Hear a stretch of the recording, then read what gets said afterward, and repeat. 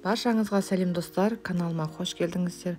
Кіріп келген қасиетті Рамазан айы баршамызға құтты болсын, құт берекесін алып келсін, және де Аллахтан тілеген дұғаларыңыз қабыл бола берсін.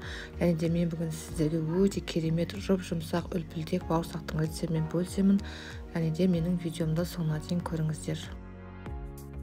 Ең әуелі біздер жылы сүтімізге аз мөлшердегі ашқымызды саламыз, және де бір ас қасық қантымызды салып, жақсылап бір араластырып жіберіп 5-10 минутқа қоя тұрамыз.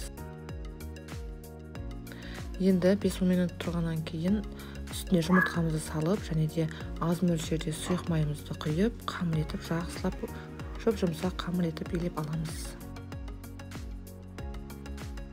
Мен әр уақытта бауырсақтың қамырын жұмсақ етіп илеймін. Сіздер де солай жасасаңыздар, бауырсақтарыңыз үлпілдек болып шығады.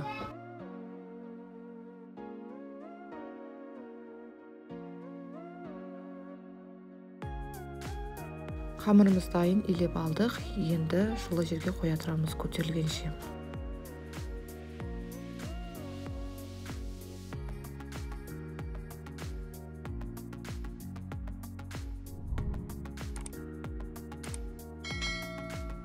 Міне қамырымыз дайын, ашыды, көтерілді.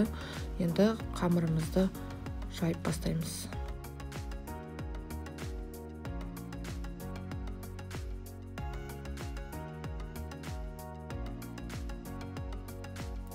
Енді мен де қамырымызды осылай жұқартып жайып алдық. Осындай дөңгелек формамен бауырсағымыздың формасын келтіріп алдық. Әркім әрқалай, сіздер ұзынша етіп кессеңіздер де болады. Енді қызып тұрған майымызда бауырсағымызды пісіріп ала береміз. Майымыз өте қатты қызып кетпеу керек.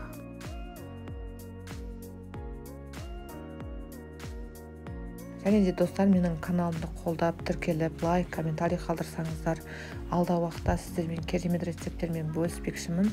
Сондықтан менің каналымды жоғалтып алмас үшін міндетті түрде тіркеліп алыңыздар. Міне бауырсақтарымызды осылай қызартып пісіріп ала береміз.